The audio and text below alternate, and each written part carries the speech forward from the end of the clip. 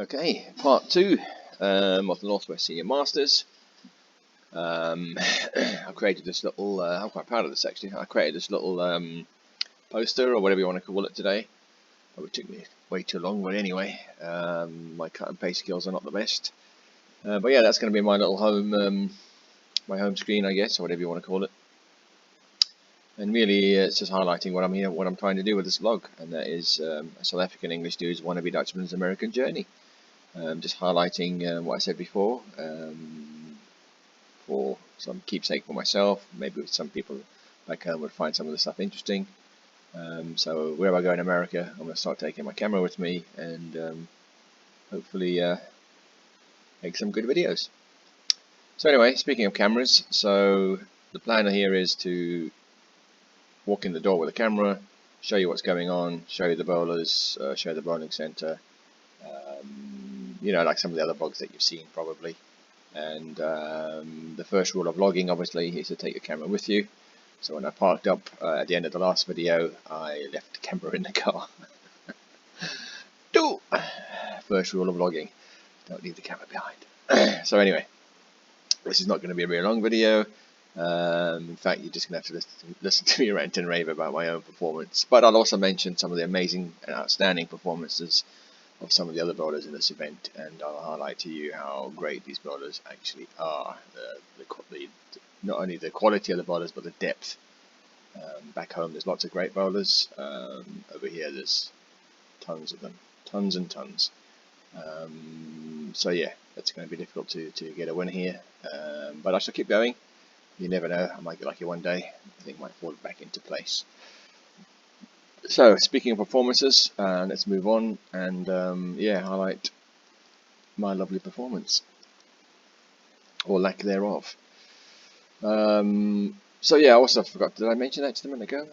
So not only did I leave the camera in the car, I also left the car boot open, trunk for you Americans. So yeah, I think I was 5 minutes into practice, and they announced, has anybody got a Mini? And I was like, yeah, I've got a Mini. So yeah, had to sort that out, but thanks Sammy, that was great, sorting that out for me. So yeah, practice really, just had to get used to the wooden approaches, the wooden approaches with AMF synthetics, lanes, top of old wood I think, but they're still wooden approaches and they're super slippery, so they're very tricky to adapt to. In fact, I had the first ball, I had a foul in my game, I had a 7-pin spare foul. Because my foot just slid over the line by a couple of millimeters, and I'm always pretty close to the line anyway. I've not had a foul since, I don't know,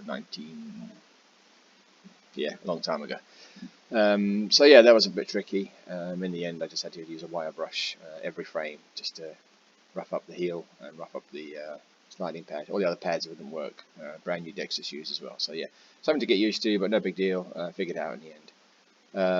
But yeah, so just quickly break us down. Practice starts, throw the reality, goes dead straight. Throw it where I normally stand in the league, goes dead straight. I think, okay, first shot, throw another one, dead straight.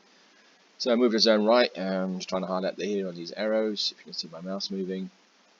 I moved to zone right from where I normally play, in America certainly anyway. And it looked okay-ish, it was nothing great, so I thought I'd get clever and put some surface on it. I don't know why I had in my mind that I wanted to play with that ball. I didn't think about anything else for the first, I don't know, 5-6 minutes.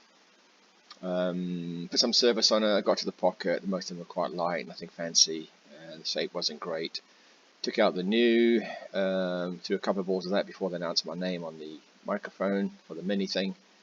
That looked alright-ish, but I didn't throw it enough, didn't move around enough, and I threw one shot with the mindset, which hooked immediately. And in hindsight, now thinking about it, I probably should have used that ball and just moved to zone left with it. Probably would have been fine. Anyway, I didn't. I started off with reality, thinking I was super clever with some surface. As I said, I got the 7 spare foul, 9 spare, and a pocket 7-10. It was a flat 10-pin on the 9 and a pocket 7-10. So yeah, that was the end of the reality for the back of the bag. Came out with a new, got a spare, then got a 5 and a 3. Pushed that one a bit wide. Now I'm sitting there going, gosh, I've got 79 in the 6th frame by this point. I just made a guess with my feet with the new, and it seemed to work out. So I got 6 in a row, finished on 199, and not a complete train smash for the first game. Next game, yeah, it's pretty much the same. Just throwing them, not playing very well. Couldn't carry, couldn't string strikes, had an open frame. Moved on to the end pair for the 183 in the third game, and again, I'm looking around now, and these guys are getting telephone numbers everywhere. I mean, it's massive scores. You can see the quality of the field. I think Mike started off with 840, and he's a super senior, 274, 300, 268. I mean, that's pretty good going by any account. It's a 5-to-1 ratio or pattern, so it's not super easy, but it's not super difficult. I think you can, obviously, judging by that, you can score well, and also if you're not playing well, you might not score as well as you would normally. That's probably the category I fell into. So I changed to the new, I changed to IQ, just couldn't find the right shape in that third game, started moving around, it didn't look pretty good. In the end, I just settled with a 180 and moved to the other pair, the other end pair actually, so I drew 23 and 24 and 1 and 2. And to be fair, they were both fine, it wasn't crazy as you find in some places. And I decided to take a big move left with the power torque. And played well, got a 260, mainly 9s and strikes. That carried on to the next game. At this point I was playing in this zone here. I carried on to the next game for a 220 with an open frame, and if I struck out with a 240, so I was kind of disappointed, but back 86 over for 2, back to 40 odd over for the event. Cut, I imagine at that time, was going to be about 100 over for the cash and 150 for the Masters final itself. So I'm sitting at 40 over, still got 3 games to go. I could get to 100, 150. Well, I thought I could. Obviously I didn't. The next game, the 196, same thing again, strikes and 9s, just couldn't string them. In fact, I think that was probably my best game. Still playing with a power torque at this point, and it was still looking really good. Moved on to the 7th game. Now I'm so far behind. I'm like, man, try and think of other ways to get to bigger scores. At this point, this lane was a lot drier than the others. Everybody were in Brooklyn the first couple of shots, so I took a guess. I moved a bit left. It looked okay, but I was just I think at this point I was just too frustrated and kind of annoyed with myself with my performance. So I had another bad game. I think that's the only second really bad game of the event so far for me. I just couldn't score. At this point, then I tried the captive 8. I think I lost the last 2 frames of that game actually, and got a pocket 710 in the 8th frame. I wasn't too pleased with it. And then came to the last game, and I just decided, bugger it, I'm going to play with that captive 8 because these lanes are burnt up. I've just got to play it better. And decided that for the last game, I don't care what my score is. I just want to go home and say this game I focused 100%. And everyone knows how I play. Focus is my key. I can't have half focus or semi-focus. If I'm not 100%, I don't bowl well. So I just wanted to give 100% that last game, and I gave about 90, 95. I had 1 bad shot for a split. I came back with a 240. So 126 over for 3 games. If the others were just even, I would have been around the bubble at 16th place. So pretty frustrating. But it is what it is. Probably should have changed balls earlier. Not played that many tournaments, nowhere near as many as I used to play. So first one of the year. Probably shouldn't be too annoyed. But saying all of that, these guys are good. So if you want to cash, if you want to win, you can't have a bad game. You can't even have a bad frame. And I'll highlight to you now in the next slide. So the eventual winner was Blaine. This guy just a scoring machine. He was 456 over in qualifying on a 5-to-1 ratio over 8 games. So that just gives you the understanding of how good this guy actually is. Not just him, all of them are good. I mean, you look at some of these scores. Where is he? Mike, who got the 800 in his first 3 games. Anyway, so I digress a bit back to the qualifying. So he was the winner, if you look at what he shot in his Masters brackets of 2 games, 471, 505, 499, 490, 504 for the final match. I mean, come on, that's just you know, really good going. And then poor old Mike. Mike's the guy that bowled the 840 and a 300. He drew him in the third set of the Masters brackets, and lost out by 17 pins.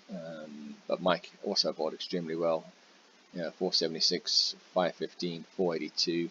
Goes to the losers bracket, shoots a 473, 486, 495. Comes back to play the final, shoots a 457. I mean, that's just outstanding bowling. A lot of bowling over the 2 days. We're getting old now. It's not as easy as it used to be. Then if you look at some of the other scores, these guys are really good players. So, yeah, it's incredible, really. Even I just want to mention Blaine. His style is, I would say, unique. It's nothing. Well, it is a little bit crazy. I mean, I know a lot of guys these days do these little half swings when they get on the approach, and I get it. You're trying to loosen up. It's not for me personally. But you do what you want to do, each to their own. But Blaine takes that to a whole new level. So when you guys drop your little swing and you bring it back and catch it and then stop, he sort of drops his swing, holds out his left hand, the ball comes back up above his, his waist, taps it with his left hand, swings it again, and on the way back I think he walks. He does it 2 or 3 times and then he walks. Totally relaxed, no muscle at all. Totally relaxed and just bang, guy can't miss. Really great player. So yeah, just to highlight how difficult it is out here. You have to perform well, basically, and clearly I didn't go. If you're looking at my scores, so yeah, I'll live and learn from that one. I have another event this weekend. It's the Portland Masters. It's against the adults. It's a regular adult event. Obviously, seniors can play as well, so that'll be super tough to qualify for that. It's on wooden lanes, so yeah, that's going to be interesting. Hopefully I can find my feet on those approaches earlier on. And it's also, I think you're playing a long pattern in the first squad and then a short pattern in the second squad. So I shall take the video camera. There are squads on Friday and Saturday. Mine's on Sunday. I'll take the video camera with me so I can record that vlog, and while I'm there I'll obviously have a look and see how everyone's playing the lanes. No doubt the big revers will be a whole zone left of me, which is always a challenge for us older guys, because we want to move into those zones later on, but we can't because they've already burnt them up. So it will be interesting. Maybe we'll just try and play the gutter and stay out of everybody's way. See how it goes. Yeah. Anyway, looking forward to it. That's my first 2 videos in my in my blog series.